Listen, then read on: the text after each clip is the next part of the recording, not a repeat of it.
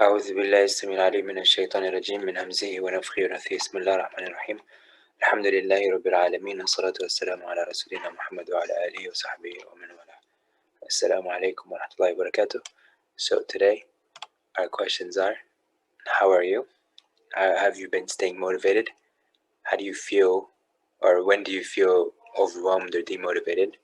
What have you found that was useful or not useful, and what are some things that you can advise or you kind of give suggestions about to other people? Also, what are you hoping to improve in as you continue transforming in a good way, transforming towards thriving, and so on?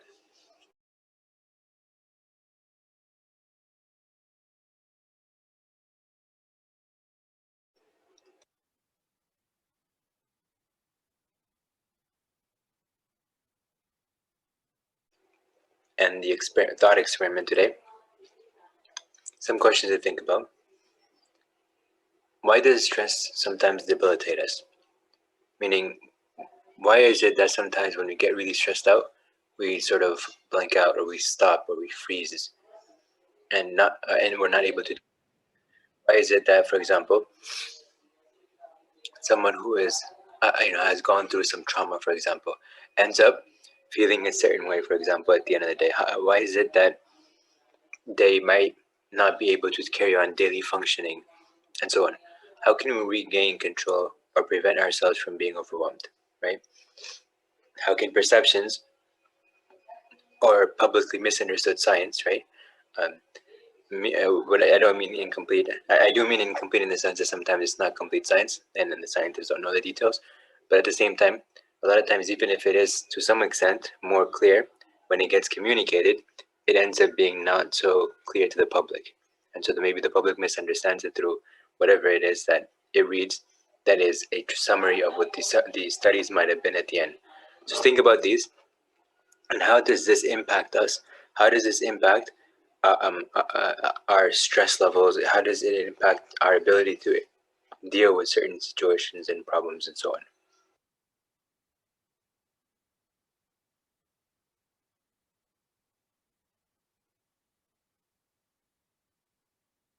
Some things to think about in the meantime.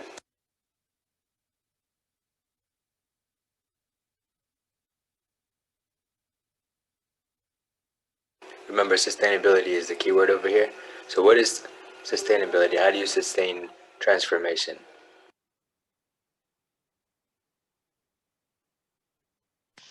By not biting off more than you can chew.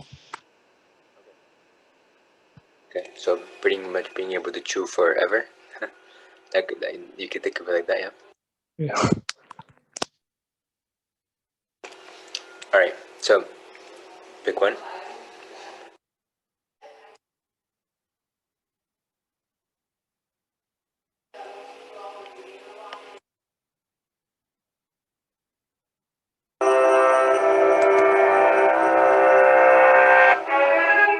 In 1905, psychologists Alfred Binet and Theodore Simon designed a test for children who were struggling in school in France.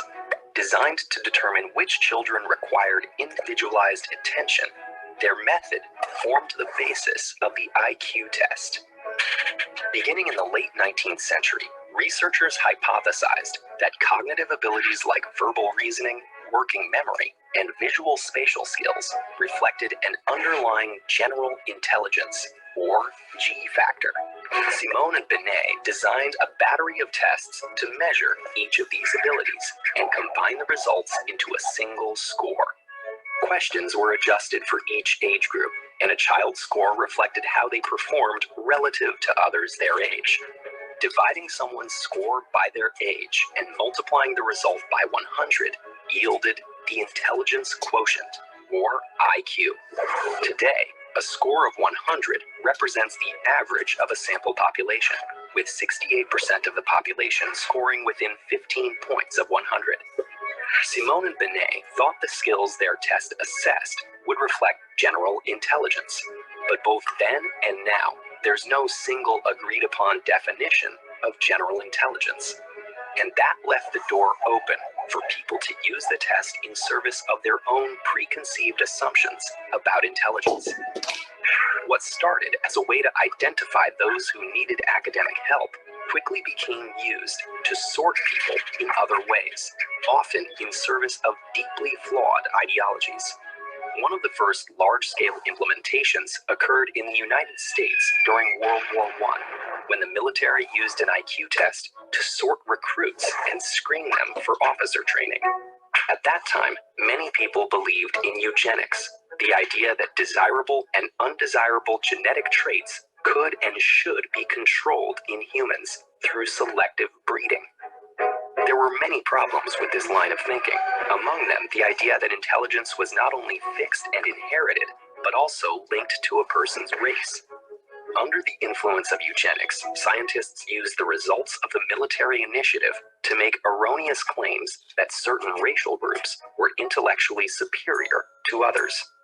Without taking into account that many of the recruits tested were new immigrants to the United States who lacked formal education or English language exposure, they created an erroneous intelligence hierarchy of ethnic groups. The intersection of eugenics and IQ testing influenced not only science, but policy as well. In 1924, the state of Virginia created policy allowing for the forced sterilization of people with low IQ scores, a decision the United States Supreme Court upheld. In Nazi Germany, the government authorized the murder of children based on low IQ. Following the Holocaust and the Civil Rights Movement, the discriminatory uses of IQ tests were challenged on both moral and scientific grounds. Scientists began to gather evidence of environmental impacts on IQ. For example, as IQ tests were periodically recalibrated over the 20th century, new generations scored consistently higher on old tests than each previous generation. This phenomenon, known as the Flynn effect, happened much too fast to be caused by inherited evolutionary traits. Instead, the cause was likely environmental: improved education, better healthcare, and better nutrition. In the mid-20th century, psychologists also attempted to use IQ tests to evaluate things other than general intelligence, particularly schizophrenia, depression, and other psychiatric conditions. These diagnoses relied in part on the clinical judgment of the evaluators and used a subset of the tests used to determine IQ. A practice later research found does not yield clinically useful information. Today, IQ tests employ many similar design elements and types of questions as the early tests, though we have better techniques for identifying potential bias in the test. They're no longer used to diagnose psychiatric conditions, but a similarly problematic practice using subtest scores is still sometimes used to diagnose learning disabilities against the advice of many experts.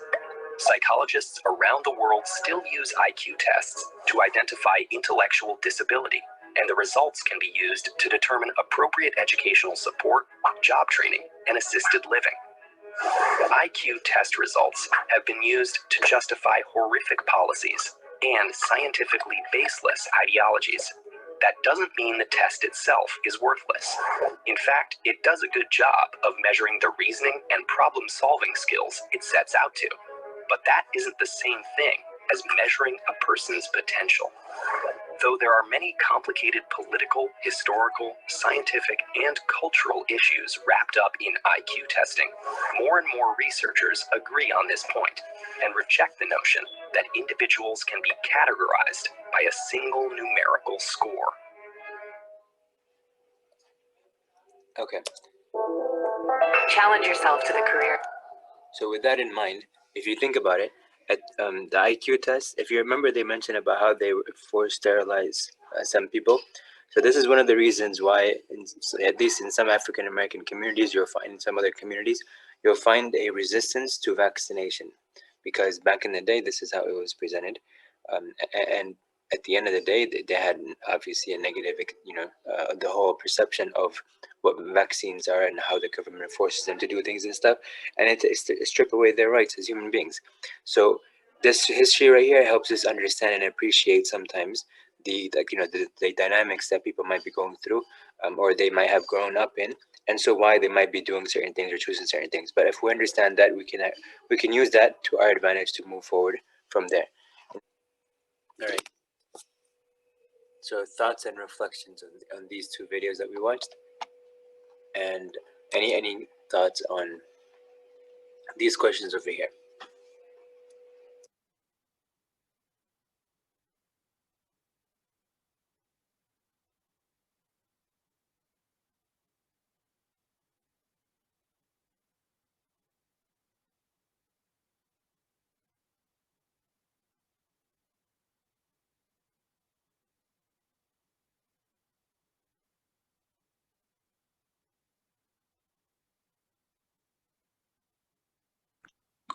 The part where she mentioned that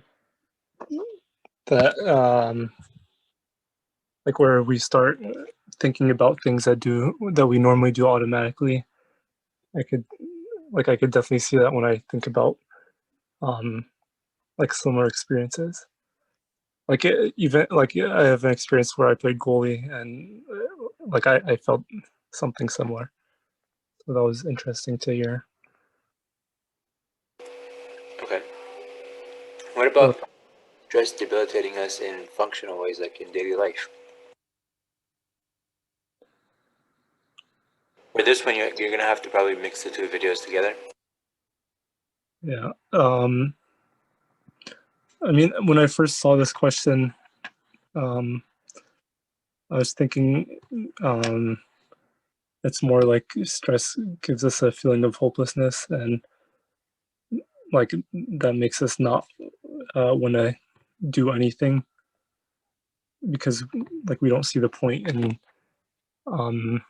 like moving forward. Um, so, and it does relate to the last thing I just said about how you start thinking about things that you do automatically. Like that could become overwhelming because you're trying to take on too many things at the same time. If you try to think about every little detail that you do automatically, usually. I think also different people have different stress responses. And for some people, like an intensely stressful situation just causes them to do action. And then for other people, it sort of freezes them. And I think that has a lot to do with how you can deal with the stress. So if you're somebody who freezes, then you're going to have a very different strategy than somebody who is the one who goes running towards the problem. For instance, if I get very stressed out about something, I can't just, I guess that's the flight or fight response, or the freeze. But I know if I get very stressed about something, then I have to physically do something, and that helps me deal with the stress, but it may not necessarily be productive towards alleviating the actual situation.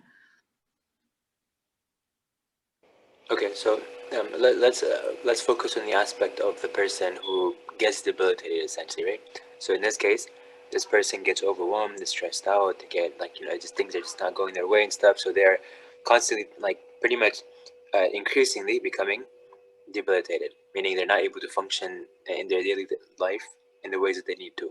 So where can that come from, and how do we address that? So this is something that she mentioned. It does also connect to the first video and what I was trying to get out of that, so that you guys can consolidate that in terms of understanding. For example, when a person really is sitting down and like they're not able to function, and they might not know how to like navigate the stress. They might be so stressed out that they're not doing anything and stuff and so on. So how does that, or how can we address that issue? Or what is the approach? What is going on in the person's mind first of all, that we can sort of help in this case? Now, we did have we had a case where a person is going to some medical school, and the person is also physically healthy, and like they work out and stuff and so on, but then they were still stressed out and they were still going through depression and stuff like that. So the externalities were great, but deep down inside, the person felt insecure. They actually admitted that they felt insecure. So they end up feeling so overwhelmed and upset and demotivated and frustrated and so on, then they might actually become debilitated, or they might be diagnosed with certain conditions and so on. So in this case, how do you actually address the situation? How do you help the person not be debilitated?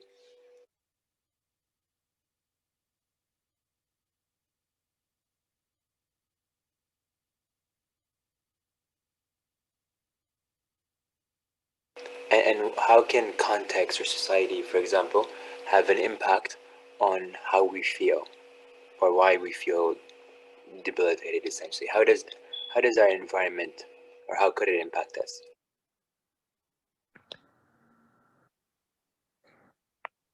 From the first video, we saw like how they did these tests that I guess they were easier for certain types of groups than others, depending on their upbringing and like where they grew up and like the food they've been fed, the language they spoke, and stuff like that. And so that incomplete perception, like it made a bunch of people, certain groups of people, like feel that they were already like beneath like the others. And I mean, starting off with that feeling is gonna hurt you.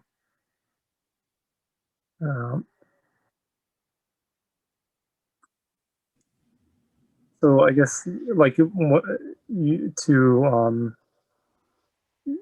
to like avoid that, where you're debilitated, is that you should start off in your mind that you do have the ability to do whatever you're being asked to do.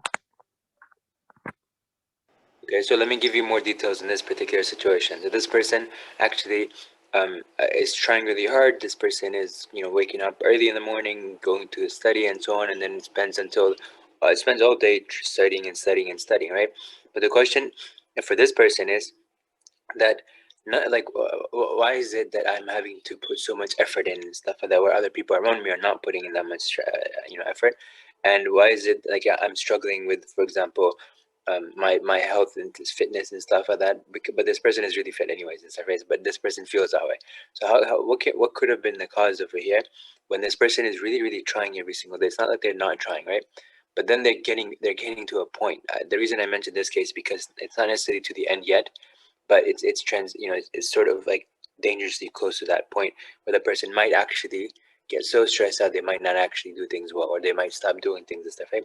But what could be the cause of the situation over here, and then how do we address it? And it could be, it has a lot to do with the environment that we're in, but it also has to do with some of the choices, or mental decisions that we choose to make, sometimes subconsciously, right? And this is a lot of what we've been talking about over the course of the many past years, alhamdulillah. But just some things to think about. What could have been the cause over here? How do we like help this person not get to the point of debilitation, or help them get out of debilitation? From what you just said, it sounds like they are comparing their level to the people around them, whereas they should be looking at their own scale of success and their own, I guess, making sure their lowercase t truth line up with their uppercase t truth, that they are actually, their goals are realistic for themselves and not compare themselves to other people's, the exact way that other people do things. Yeah, exactly. And actually, in this case, we one of the questions that we asked him, we said, okay, so when you were growing up, how was your family dynamic and stuff, right? How was the relationship between your parents? How was the relationship between, for example, you and your parents and so on? And were the parents, how were they in terms of like pushing you and kind of motivating you and stuff? And obviously this person initially didn't want to give some details and stuff, but then as I phrased it very specifically, I said, was the case that your parents were expecting you to do really well or something, and like an A wasn't good enough, right? That you had to get like a super A or something like that, right? So like, was it that kind of mindset, or was it more like, no, we're gonna support you along the way and stuff. It's okay if you don't succeed all the time and stuff, but the point is effort and stuff, right? So they mentioned then, okay, no, it was actually the first case where they were actually, it was really, really tough and stuff that they didn't let me do, or one of the parents didn't let them do whatever it is that they wanted to, like they wanted to do some sort of sports and stuff. They said no. They wanted the parents just wanted this person to become a doctor or something like that. And so at the end of the day, because eventually, because this person was living in that environment, eventually this person actually internalized that, okay, I need to just focus on certain things, and I need to avoid things that I might like because it might cost me some way, something or whatever and stuff, right? And at the same time, they might have a conflict because they know those things are not haram and stuff, so that this avoidance is not something that's like necessarily like good, because being healthy and physically fit and so on is actually a good thing. It actually empowers you and helps you in your deed and stuff like that if you're using it for that purpose or whatever. By itself, obviously, it doesn't really help much and stuff. But then this person also had this thought that everything that they do is not good enough, because he sort of internalized what the parent was saying, that no, this is not good enough. You have to work harder. Whatever you did, however hard you worked, you have to put an extra effort into it. And so this person really overwhelmed themselves by holding themselves to such an extreme criteria that they themselves could never actually reach that goal, right? So they would set goals definitely above, or like intentionally above, and they didn't do it necessarily like consciously. It was maybe probably unconscious or subconscious. And so they would always sort of fail themselves because they felt like, I could do much better than I did, right? I could be better than where I'm at. Now there are some cultures, when I was taking a class on the backgrounds or the philosophies of education and the histories of it and all that stuff across the world. So there are certain contexts, certain cultures where like the teachers don't actually pass students, even though the students technically pass and they do really good and stuff, but they always give them lower grades and stuff, so that the kids supposedly keep on trying and stuff like that. Now there is a flaw in this mindset, because you're training the person that no matter how hard they try, that they're never going to actually pass and stuff, right? So they can never actually reach goals, and so the students can actually become defeated eventually, right? This is learned helplessness. So the teachers are actually thinking that they're actually going to promote the kids by making them try even harder, right? And so they'll reach this like this high, extremely high level, and all the stuff they're working on. But in reality, the way it actually pans out is not like that. So this person ends up actually becoming a model, a case study of this kind of situation here, where because the parents push them, or one of the parents pushed them so much and stuff, they never actually for example, let's say they didn't actually ever acknowledge that this person actually did achieve their goal. So they were so fixated on just pushing this person to try so hard in terms of the process, that they actually forgot that the person actually needs to be supported and motivated by way of saying, oh, you did great, you're working great and stuff, good, whatever, but let's keep going and stuff like that. So there's nothing wrong with you sort of acknowledging the good that they have reached, the milestone that they've reached, and then continue to motivate them. But if you never let them actually reach any milestones, and you always sort of tease them that you're so close but you're not there yet, and then they get to that level and you're like, okay, well, you're still not close because I actually moved the bar a little bit higher, and then the person reaches that point, and then you don't let them do it, because as they reached it, you raise the bar even higher. So it's this endless, it's like this unreachable goal and stuff, right? So it can become like this. And so this person ended up having toxicity issues. They started they started becoming jealous of other people who are actually achieving their goals and stuff. And this person really didn't like this. He said, I'm extremely insecure. I feel like everyone else is getting whatever, and every time everyone feels happy or whatever, then I feel sort of like, or they have something that I want, and then I feel kind of bad in my heart. But I'm like, I'm also struggling because my heart feels a certain way, but my mind is telling me, no, that's wrong, Islamically, whatever. So they're having this conflict over here. So the first thing that, one of the things that we mentioned to them, we said, just because your parents, might have given you a certain criteria or whatever, it doesn't necessarily mean that it's the right one. Now, again, we're not saying disrespect to parents and stuff, because they might have tried their best, or they thought this was a better approach. But, obviously they didn't have necessarily maybe they didn't have some sort of like formal parenting training and stuff from an Islamic perspective and stuff. So maybe they didn't know how to parent effectively. Maybe they didn't know what to do, what not to do and stuff, right? Maybe they didn't study Deen and as a whole to know what is okay, what's not okay for parents and for people in general in terms of interaction techniques or behaviors or whatever, or what is allowed in Islam, what is not, what is discouraged, what is not discouraged or whatever. So it made sense that this is probably why they did that, and because in their culture maybe this is a thing and stuff, or maybe that's how they were raised. But the problem is that in our societies today, we have a different society. We're living in a place where we don't have the same kind of connections with our families and friends and relatives and stuff like overseas people might have had in the past. Right nowadays, it's not as much like that. But in the past, it was sort of like people looking out for each other, neighbors looking out for each other, everyone was looking out for each other. The older ones were looking out for all the younger ones, all the younger ones treated the older ones with respect and so on. But that kind of support system is not here. So if your parents are being really tough on you, or your teachers are being really tough on you, or somebody's being really tough on you, and you don't have a support system, then you can falter and you can break, and that can be really like terrifying, and like that can be very difficult, and so you can become debilitated. Likewise, in a place where there's always competition, every child is competing with every other child, every sibling is competing with every other sibling and stuff, right? You live in a very competitive situation where you're on your own, whether you're ready for it or not, and that can also cause debilitation, right? Because ultimately, you just can never have any sort of relief or stress. Sort of like, okay, let me just take a breather and stuff. Let me vent to somebody. Let me just talk to somebody. Maybe they'll help me out with this or whatever. Everyone is so busy on themselves, and that's the way that they were training ourselves when the kids are young. Put them in school, they come home, they have school, they do this day in, day out, every single day. The parents are just housekeepers and stuff, essentially, because they don't really spend much time with their kids oftentimes. And there was, the situation where during COVID-19 where parents were becoming overwhelmed because they didn't know how to entertain their kids, oftentimes. So moving forward, the parents end up having this role. So now the kids then have to get to high school. They have to do really good in there, and they're working like after school. They're going to clubs. They're doing all these extracurriculars and stuff, sports, like difficult classes and stuff.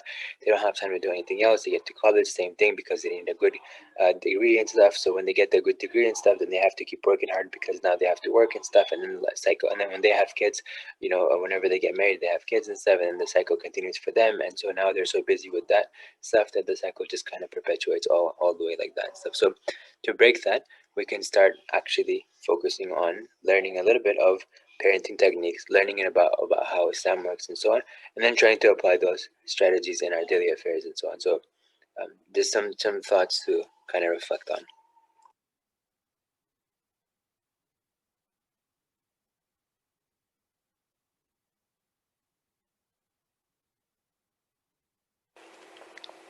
By the way, this person, alhamdulillah, we just told them that at the end of the day, we're gonna stay with this person, and we're gonna keep touching base with them. We gave them some action items to list down the things that are impacting them in a certain way, and to kind of give us certain proposals about how they want to do things differently and stuff, and so on. So ultimately, this person just needed to hear that, okay, capital T truth and lowercase t truths can be misaligned, and our job is to try to align them together. Align our lowercase t truths with the capital T truths, and once we do that, then we're good to go. But until we do that, then there are going to be these kind of obstacles and so on. So alhamdulillah, this person understood that just because they were putting themselves under too much pressure, and they were pretty much not acknowledging, and they were not being kind to themselves, right? Like, I'm never gonna accept my successes, my wins and stuff like that, because if I do that, then I'm not good. I might stop trying harder and stuff like that. So this person got overwhelmed and stuff. But if they had said, you know what, I'm gonna set goals, and I'm actually gonna use those goals to motivate myself, right? If I achieve those goals, if I get to those checkpoints or milestones, I'm actually going to use that as a boost of motivation to continue going forward and stuff, right? But that mindset is, wasn't, or this person didn't really think about that maybe at that point. However, I believe that this person may have thought about it, but they didn't know how to accept it. So now when somebody else sort of said it to them, they actually accepted themselves. So they might have already thought this, but now they actually accepted it because somebody else made that sort of comment. And so alhamdulillah, that person sort of felt the relief, and we're going to continue interacting with this person inshallah. So something to reflect on when it comes to debilitation. It can also happen when you have a loss, like you lose a house or you lose a family member and stuff. People can also become debilitated. So psychological first aid responders, like first aid responders, as opposed to mental health first aid, right?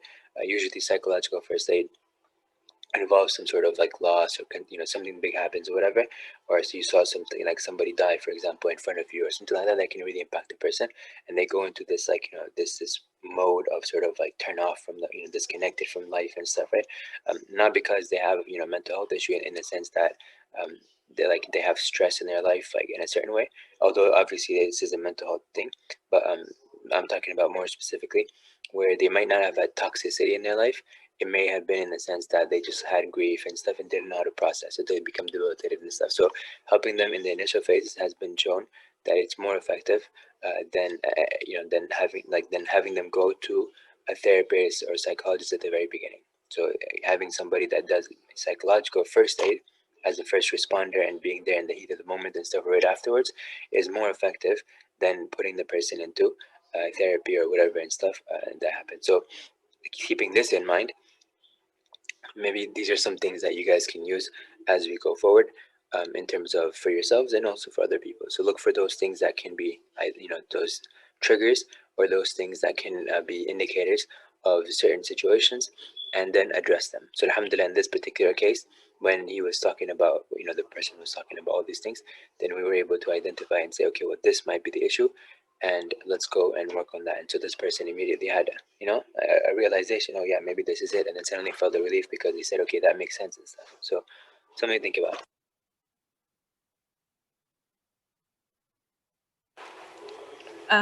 There was another point that was made in one of the videos. I think it was the video about the soccer goal, the goalie. And she was saying how, you just sort of let your mind do what it knows what to do, or let your mind do what it knows how to do, like without having to think about it too much, basically running on autopilot. And that made me remember that was a great coping technique for stress. Like I was saying, that some people, when they're in a stressful situation, they have to be active doing something. And I think it's probably taking up that part of the brain, which is always trying to be active and needing that. For instance, I was telling my kids that I used to never be able to do homework unless the room was clean. So I had to go and I had to clean the room, and then I could do my homework. And then I find that similarly, as an adult, if I have, everybody's working from home pretty much now. So when you have work to do, sometimes that's still that coping process, like to get my brain into the mode of work, go clean up the area, do something physical. Maybe sometimes I have to go for a walk, but yeah, getting the mind kind of the extra activity, getting that taken care of. It's just an interesting thought that I had. Also, when I see the chiropractor, I have a tendency to tense my muscles when I know that they're going to make like a jerking movement on my neck. So then I ask them, please, you have to distract my brain. So they tell me to like wiggle my toes, sort of how she was saying the golfer would think about one of his toes and then just go ahead and swing. So yeah, so I have them tell me to do something like wiggle my toes or tap my toes 3 times, and then my neck muscles won't tense up as they're trying to make the adjustment in the neck. So it triggered those 2 things for me, remembering those. Yeah. So pretty much distracting yourself. This reminded me actually of a joke. Obviously it's a crude joke, but or not obviously, but like this is gonna be a crude joke, but obviously in the sense that when you hear the joke, it'll be crude. But it's something that that kind of reminded me of what you by what you were saying. So in terms of distraction, so there's a person who goes and I'm this is just like an iteration of this joke. This person is complaining about like a headache or something like that, whatever. And so this person, goes to the doctor and mentions all this stuff. So the doctor, like, I guess like pinches them, or like, you know, like hits them somehow, whatever, or like whatever. Um, or like maybe they say like, you know, give me your hand or whatever, and like they say I'm gonna break your finger and stuff or something like that. The person's like, why? Like, why did you do that and stuff, right? And then the doctor responds and says that, well, at least now you're not thinking about it. At least your head doesn't hurt, right? Because your finger is hurting or whatever else is hurting and stuff. So the idea was that distracting you so that whatever it was originally hurting is no longer hurting, right? So something else is, your mind is focused on something else now. So the idea of distraction can help in terms of mitigating stress, and more. This is to manage it and stuff, right? So if you don't have a cure for it, if you're not able to actually fix it, then a way to do this is to just manage it by way of distractions. So it doesn't fix the underlying issue necessarily, but what it can do is it can help you manage that particular situation. So to fix the underlying situation, obviously we have to go a little bit deeper into the surface, and we have to analyze. In your case, you were also mentioning, for example, um, like having to do something before you can do something. Like when you're stressed, you have to do something before you can go back to the thing, or like you have to do something even if you're not able to figure out something, for example. So this is a way.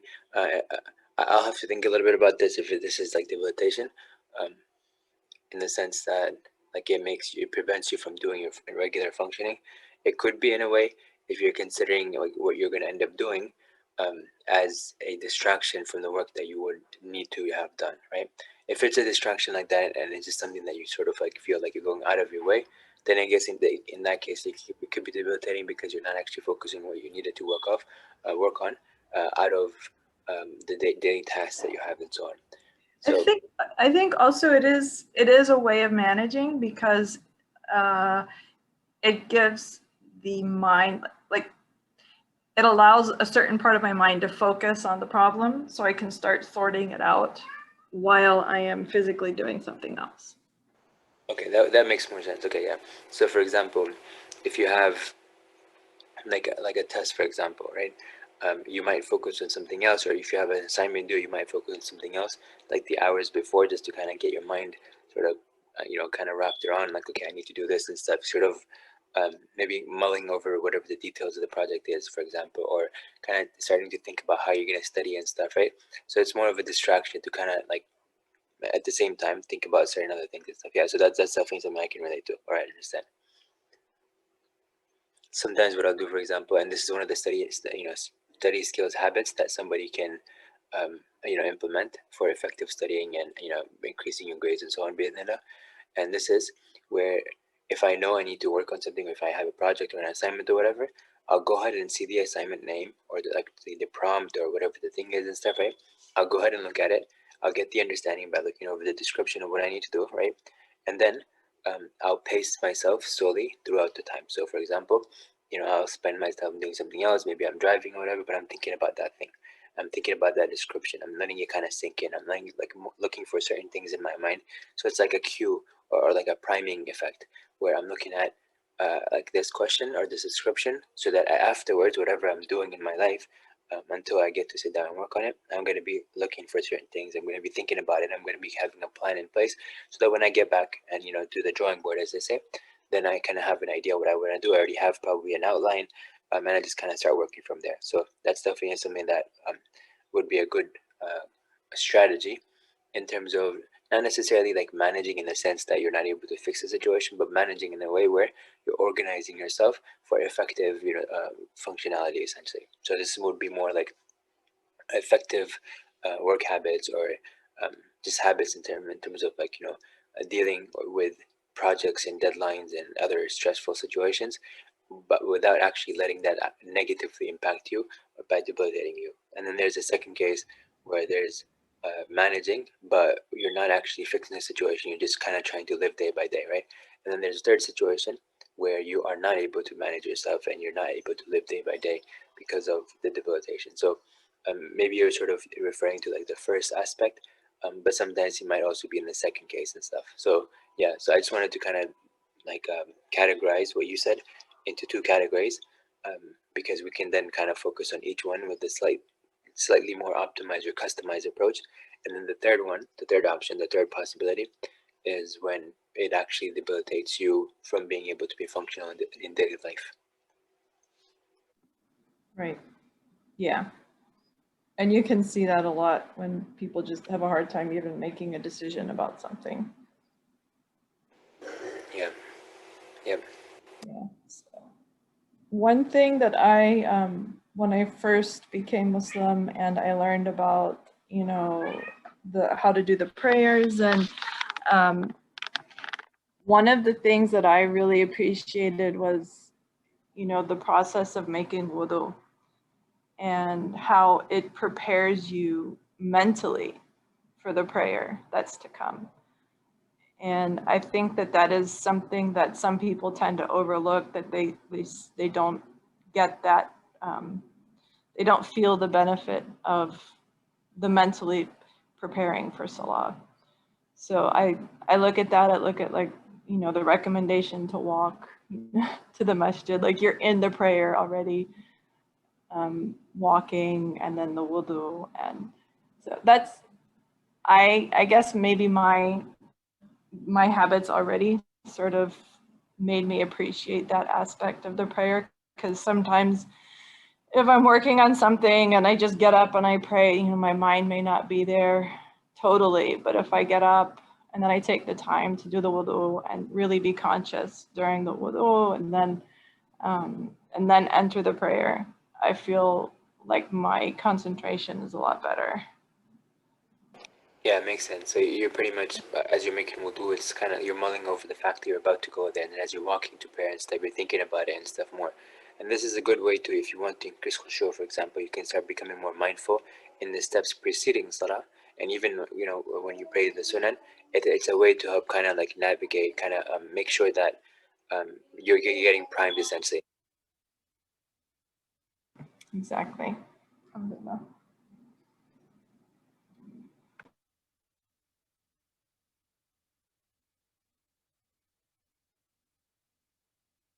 Any other thoughts on this?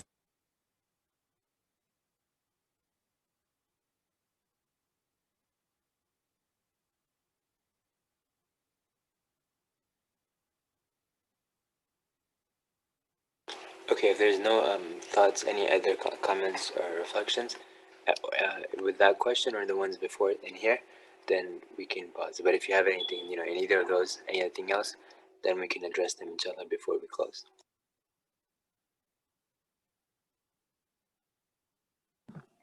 Not from me, thank you. Okay, barakallah fiki.